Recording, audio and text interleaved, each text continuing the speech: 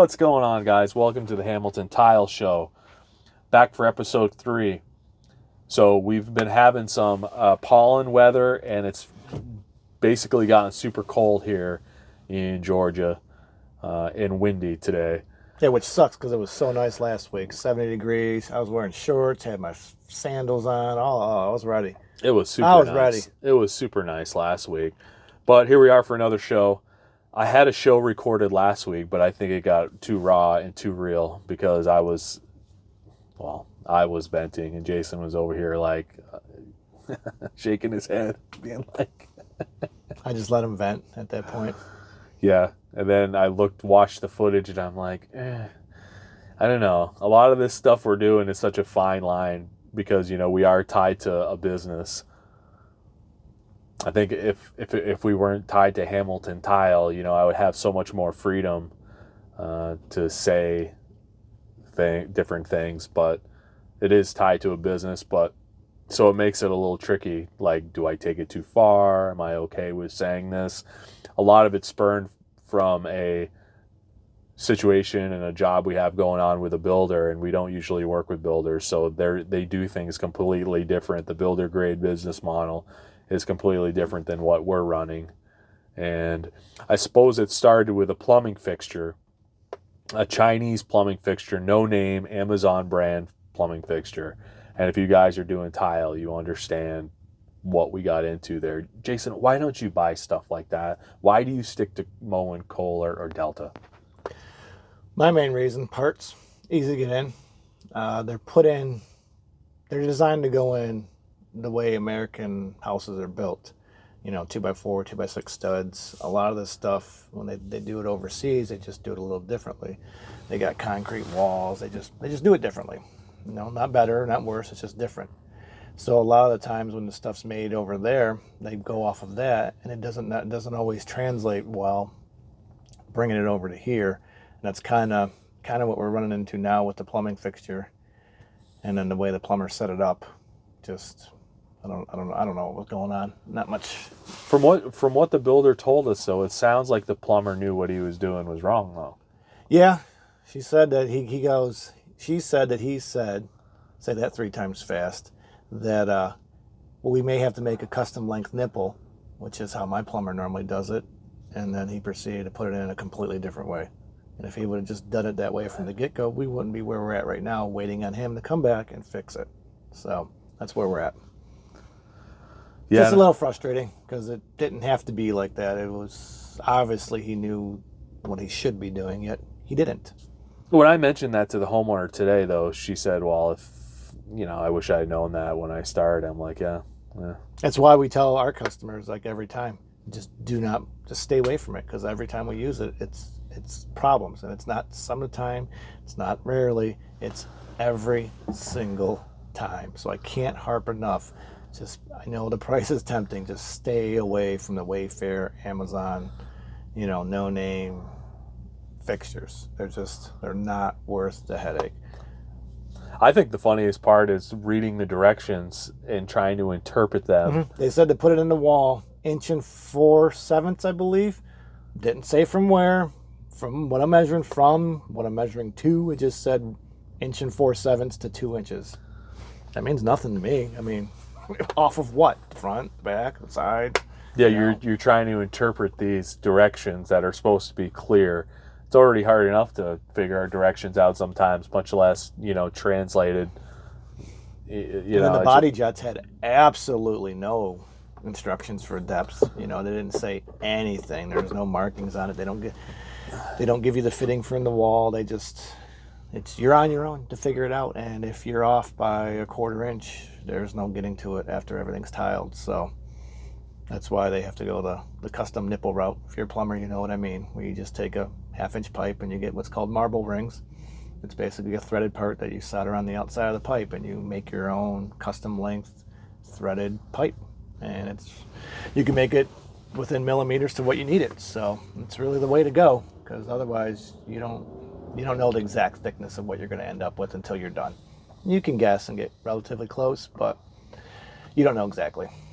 They'll probably change the whole fixture when we get back there, because I was telling the homeowner today about mowing Kohler and Delta. If Delta. they do, I'm gonna kick someone in the no. I hope just stick with what you have now. We went this far. Yeah, and it's on us to figure it out too, because if we put up the board and the tile with this particular fixture, there was no way to fix it. Oh, we could have. I was tempted to throw it up and just say, not our problem, but you know who'd be getting the call to come fix the tile that they have to tear out.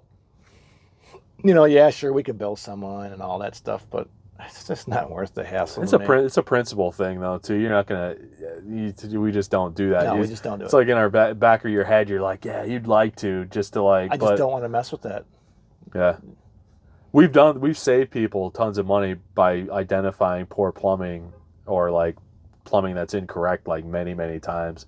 The funny thing is you never really get thanked for that either, do you? How many times have you done that? And somebody's like, wow, Jason, thanks for saving me thousands. I know you're just the tiler and you're not supposed to know this, but thanks for doing that for me. It doesn't usually happen. I don't think you do it for thanks, but it's just the gesture of it.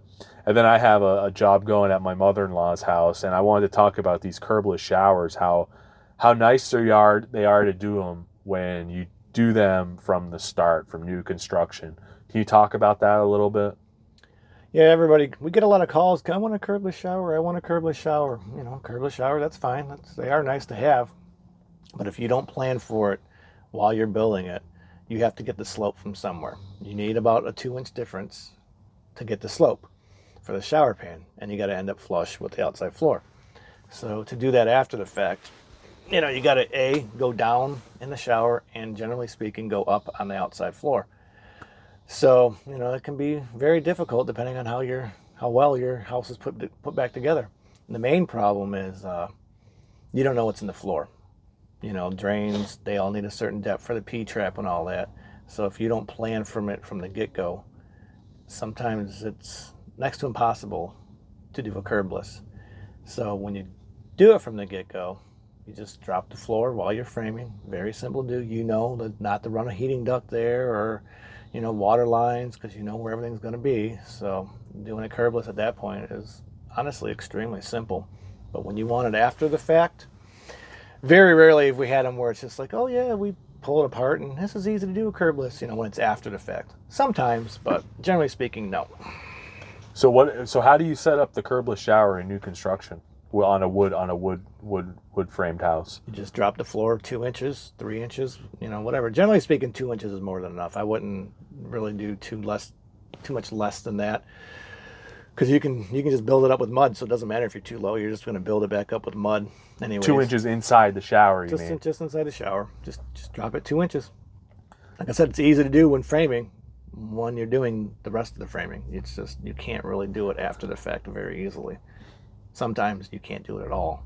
Doing it like that is a cat's meow. Like that was like packing the pan. What I've done is I put on the uncoupling membrane on the outside floor first, and then I packed my pan. It was a center drain, and I packed my pan to the level of the outside floor, and it worked awesome. But I had to explain this to the builder because, of course, the guy had never done this before. I showed up there the first day, unannounced, just to see. No. The first one was when you asked for curbless. He said, "Oh, it can't be done." And I go in a 2-minute Google search and show him, here, this is how you need to frame it. This isn't that hard. I don't understand what you mean it can't be done. Well, when we explained it to him through text, but then when I showed up there, they had this crazy thing going where they had the actual floor sloped and set up for a linear drain. And I'm like, this isn't how you do it. Like, they sloped the framing. Well, you can do it like that. It's just you're making a lot of assumptions that everything else is perfectly flat and level. Yeah, but when I looked at it's not very adaptable. You're pigeonholed into that. You can't alter that at all to make it level and true, and make sure you have enough slope. So it's why I don't like doing it that way, because you're predicating your success off of everything else being where it needs to be. So it generally doesn't work out like that. Yeah, if you're a GC, if you're a good GC man, you need to have a really good tiler that you work hand in hand with this stuff, because what I'm seeing with a lot of like the builder types, they don't know anything about tile, and they're running off of a lot of assumptions that just caused so many problems. When we were working with a lot of builders in the past, I would just be like thinking to myself, like, all this would have been solved if somebody had a little more information at the beginning of this project. Like even the things like they used to put up sheetrock in the showers, and we would put curtain membrane on there. Now we haven't done that for years, but they would have the drywall guys mud the corners that would then build out the corners, so you would have corners that dove in, or no, were built out. So that would mess your tile up. Even though it was only a little bit, that would mess your tile up. And I would think to myself, like, why didn't just somebody say to the sheetrockers, like, don't mud these corners here. Just don't do it. Oh, and we would. We'd write on the walls, no mud. We'd tell the owner of the drywall company, tell them to not mud it. And yet nothing ever changed. They'll just mudded it. Language barrier, I think. A lot of it. Or just like, this is what we do. We're mudding. There's a wall here, we're mudding it, basically. Yeah, so that was unfortunate. But back to the plumbing thing. I wanted to say that if you're doing a shower, your plumber and your tile guy need to work hand in hand, peanut butter and jelly. And most importantly, the tile guy comes in first. Well, I think you need to reframe it. Not tile guy, because we're more of a GC. We handle everything. Like whoever's really in charge of the bathroom and knows, whether it be the GC or the tile guy. But the person in charge of the bathroom needs to talk to the tile guy too first. Yes. Like, because of what I was having to at my curbless shower job there, they centered the drain, right? The plumber was in before me and centered the drain. Well, the framing was screwed up, so I had to plumb out the walls and shim out the walls up to a 1/2 inch. Well, now that drain is off-centered by a 1/2 inch. If I had come in and seen the walls like that first and plumbed them out and got them to where they would need to be, then you center the drain based on the adjustments that I made. But then again, nobody really, I don't know if generally tilers are flattening walls and all this stuff. No, I wish we would start, which you can get them, but they're not very easy. They should make a requirement that you use engineered studs where any kind of hard surface is going to go on the wall. Cabinets. Where there's cabinets, you should have engineered studs. Where there's tile, engineered studs, because they're laser straight. They're a lot easier to get plumb and straight. I mean, 2x4s are junk now. You can put them up straight, and they will twist just from drying out in the wall. That's not going to make a wall out of plumb, but it can make it so it's not flat. Yeah, I wish they would make that requirement, because at the price of 2x4s, they're basically the price of engineered studs at this point anymore. I mean, we're only talking a handful of studs per house. I really wish they would start doing that, because man, that would be nice to be able to show up to a bathroom and the walls are nice and flat and plumb, and but it doesn't happen. Framers could give a crap about the shower area, though, generally, from what I see. Like, that, if you're framing up a shower, that's the part that has to be perfect. Like at this job that I was working at, the problem was that, they put the blocking in, right? And whenever somebody else puts blocking in, it screws up the tiler. Am I correct in saying that? Blocking for grab bars. Yeah, because they either put them too far in or too far forward. They have no care in the world about the finished surface. Well, on this particular shower, all the 2x4s were, what do they call that when they're like this? Like on edge is one. Yeah, flat on edge, I guess, is a good term. Okay, so inside the shower, they were all on edge. Well, on the outside edge of the shower, where the glass was going to turn, they turned the 2x4 on the flat. But it was just secured to the drywall. It was just being used as a nailer, I think. No. They toenailed in. Well, they toenailed the blocking. Yes. The blocking into this thing.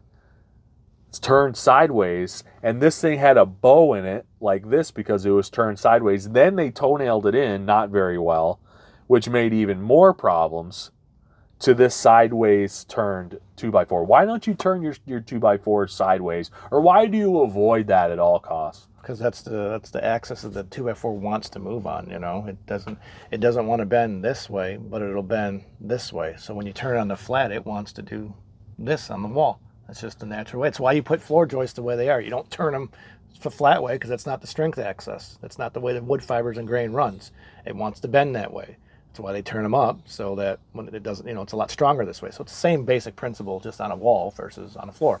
Yeah, so with that 2x turned that way, the walls are pretty good as far as frame, but that 2x turned sideways bowed the whole thing out well, the way to fix that. But Jason, of course, the sheetrock was glued and screwed to this thing, so I had to cut that all free and slide the shims behind it and all this.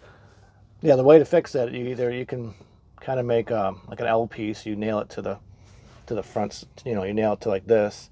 That helps. It still wants to on the one end kind of twist and warp. The best way is it's called a wall buck. It's basically a U, with two on end with the flat in the middle, and it makes a U. That's really the best way to do it. So that way each end is nailed to the strength axis of the one, so it doesn't want to twist and move. Nobody knows what those are anymore because nobody does those for wall junctions where a wall will shoot out, to make a room. You're supposed to have that in the corner, so it's easier to show an illustration, but it's called a wall buck. At least that's what we call them up north in Michigan, where I was in trade school. So I'm sure there's other names for them, but that's what we call them. Terrible lack of instruction in construction and lack of education as far as stuff is concerned with that, where I just don't think framers even know. No, because it causes a lot of problems. Because over years, that stuff, since it's just kind of flopping in the wind, it tends to dry out and twist a lot. And it'll push things off the wall. You'll get cracks in the drywall. If it twists enough, it can pop a tile, crack a grout joint. It can do all kinds of things. If you talk to that builder or framer, though, they're going to tell you that turning them on its side is fine and dandy. No, I love it. And the common term that I've heard on the internet is called advanced framing. Come on. No, that means using as little lumber as possible because you want to maximize your profit. No, yeah, you might get a little more insulation here or there, but you're sacrificing strength. I mean, wood's only so strong. Like I don't agree with pushing it to its max. I never have. We don't build with concrete. We build with wood. So, I'm always of the mindset. Let's put some extra blocking in there. Let's make it as strong as we can. Yeah, in that situation though, we're talking about 1 2x4 turned to its side versus 3 2x4s. Yeah, so you save $6, but it cost Mr. Ben here, I don't know, hour of work, whatever. So $12 versus $75. Well, here was my Friday. Like I could have showed up to that job, checked the studs, or not even check them, and just thrown up board. I would have been out by 3. I would have been at the gym. I would have, done whatever I wanted to do that day. But I put the level on the 2x4s, and I saw that it was all wonky. So I'm like, oh crap.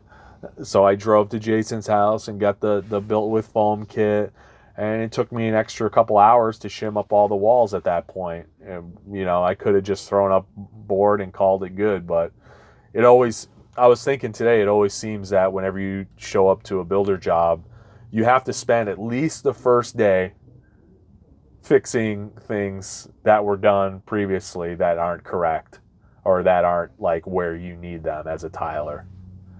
And most of it's just like completely no communication between the builder or, whoever and the tiler. When a lot of these little issues that we see could be solved with just more clear communication. But people don't seem to care to communicate. It's just like, oh, this is my assumption of what needs to be done, so this is what I'm going to do. When it would be like a phone call or some pictures or something would solve a lot of these problems, from what I can see. Yeah, it's pretty interesting working with builders out there. I know there's good builders out there, but I don't know. I don't know if it's a huge adjustment for me, because then it's like, oh, what do I tell their homeowner? Because it's technically their homeowner. It has nothing to do with me. So how do I talk to this person? But at the same time, if something goes wrong, you're going to be the first one to get blamed.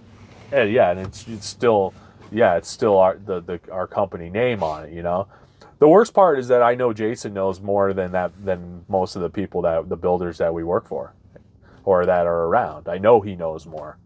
Actually, I know he knows more than most of these builders out here about this subject matter. And yeah, so it makes it frustrating because they're the boss and they're supposed to know more than you, right? Theoretically. But tile is so specialized. I don't think most people. I think that's the problem. They don't realize how specialized it is and how much knowledge you have to do tile anymore. The days of slapping up cement board with some 4 1/4 tile, they're long gone. Yeah. They're long gone. So it's a very technical trade at this point. The one builder that I'm working for, you haven't even met him. I mean, he would not respect you at all. He would not. He knows it all for sure. Since it's at my mother-in-law's house, it's just like, yeah, we're not on the scene at eye to eye. But the other one, she respects you and she understands. She's actually kind of ride or die at the end of the day. No, she's coming around. She's ride or die. She's coming around. She's just kind of, like you can go into but this is what I was saying to her is like, we have to redo the ceiling, we have to redo the walls and all this kind of stuff. And I was saying to her, like, if you tell these homeowners right from the beginning all the stuff that has to be done and you really frame it in a way of how difficult it really is and how much work it really is, guess what's going to happen? You're not going to get that job. We see that time and time again. Like, oh, I'm not going to spend $80,000. Just pick a number. And in the back of my mind, I'm like, this is what it's going to cost. Yeah, you're going to spend this. So, okay, let's play this game theoretically. So I give a bid for 30. Oh, that looks great. 30,000. Yeah, sign me up. Oh, it didn't include this. Oh, we found this. Even though I knew we were going to find it, because every bathroom gets self-leveling, every bathroom gets all this stuff. The myriad of little things that have to be done. You're going to end up spending 80. They always add stuff. Oh, I don't like this fixture. Well, I only had $600 in for fixtures for your plumbing, for your shower. Oh, I like this one. Well, that one's $2,000. Oh, okay, yeah, we can do that. But if you put that in the bid from the get-go, they're never going to get it. Like with us, we do shower guard, epoxy grout upgrades. I know if I put it in our bids, most people wouldn't take it or wouldn't want it. But when we're there and I explain it to them what it is, they're just more than willing to. Oh yeah, I don't care what it costs. Just do it. Extra $1,500, no problem. But I know if it was in there from the get-go, maybe not our customer, but a lot of people would be like that. Yeah, that one upfront number is going to scare away most people. No, this is what it's going to cost. And I usually do that mostly over the phone too. So, this business is, I love doing the work. The work is cool, but the biggest problem is the acquisition of the work. It shouldn't be this difficult. It shouldn't be like this to where people that, great record, people that do what they say they're going to do, all this stuff. We are the contractors that people want. But the acquisition of work is the biggest challenge. I literally show everybody exactly what they're going to get too. That's the funny part. Well, the best part is when it works out, it's great because we signed a backsplash. Lady I haven't even met the lady yet, and she already sent the deposit. I haven't sent her a bid. I told her roughly what it was going to be, but I haven't even sent a bid yet. We haven't seen the job yet, and we already have a deposit check. So, when it works out and people do what you're supposed to do, it's great. I wonder if we're behind technology-wise here in Georgia, or if my estimation or my outlook on the future. My outlook on the future is that a lot of this stuff for construction is going to be tied to technology. Like, people are going to find their people to work in their house based on the internet. And I think I'm ahead. I don't think we're quite there yet, especially where we are in Georgia, kind of more of a conservative type of area. People are more like, oh, I got a referral from my neighbor. They'll trust the referral of their neighbor, who knows nothing about whatever it is that they got done. Right.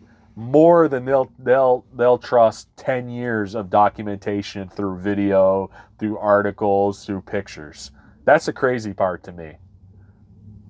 Maybe that's because people think that, if that's what I found when I talked to that one builder, is that, I think marketing is a great tool. I think it's like, if you don't do marketing, that you're not trustworthy.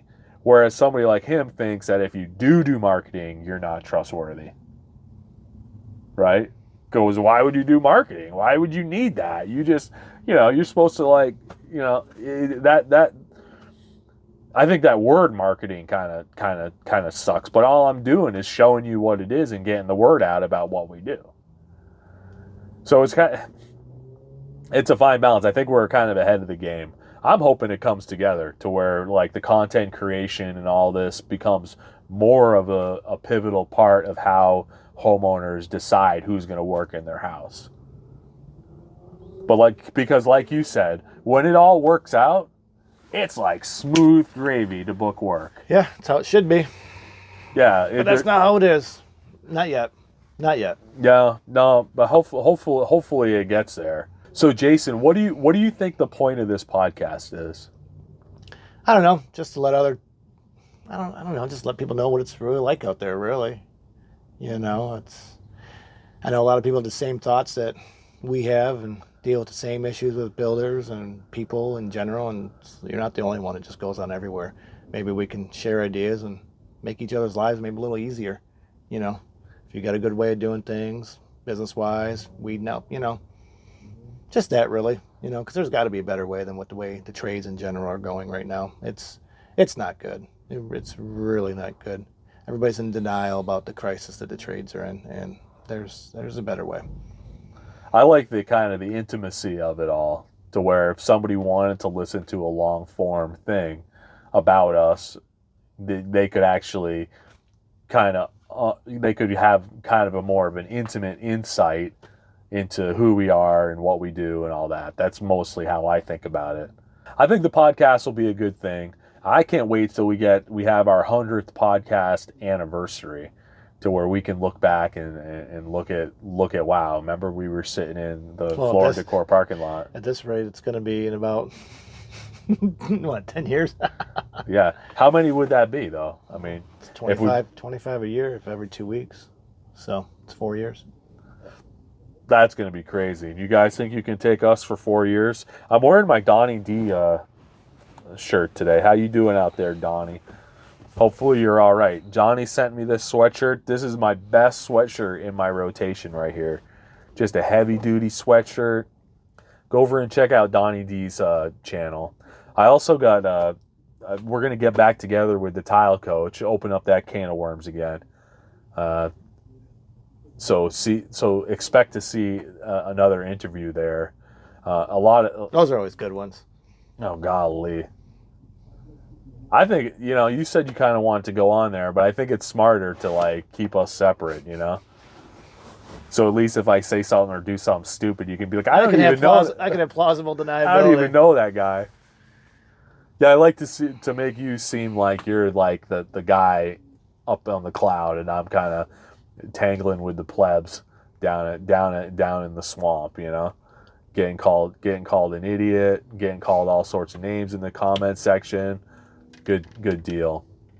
Yeah, so that's going to be pretty exciting coming up. I don't know. I told him I want to do a show addressing all the negative comments. I said we'll just look at the comment section of the $24,000 shower on your Instagram, and we'll do them. We'll do them live. We'll do it live. We'll do it live on air.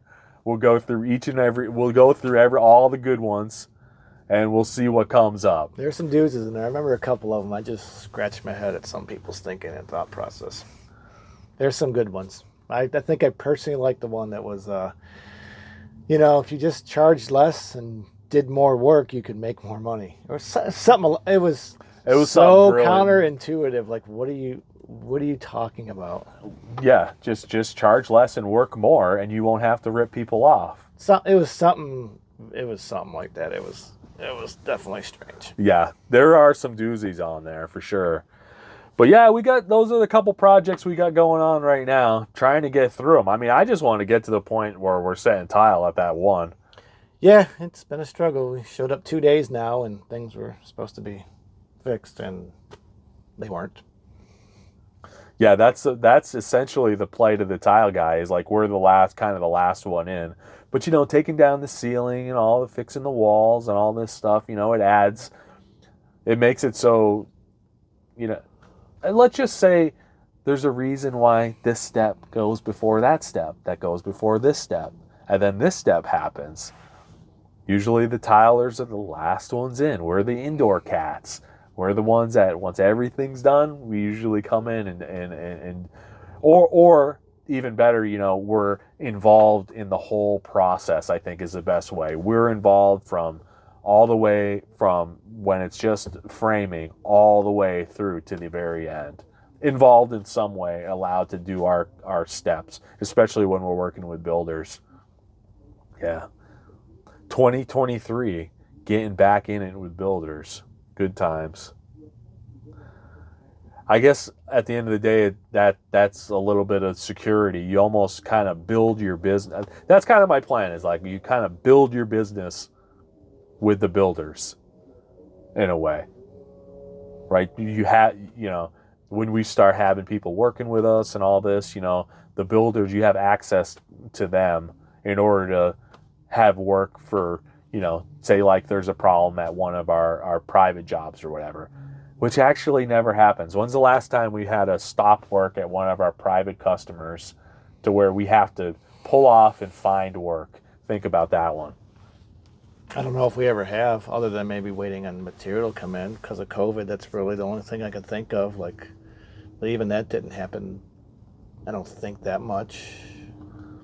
I can't remember a time that we've had to pull off of a job because of something and go to something else. We're there till the end. That's the way to do business, guys. I really think it is. You pay for a couple guys at your house exclusively on your job. Yeah, it's more expensive because you're paying for exclusivity. But, you get those guys that put their 100% into your project alone.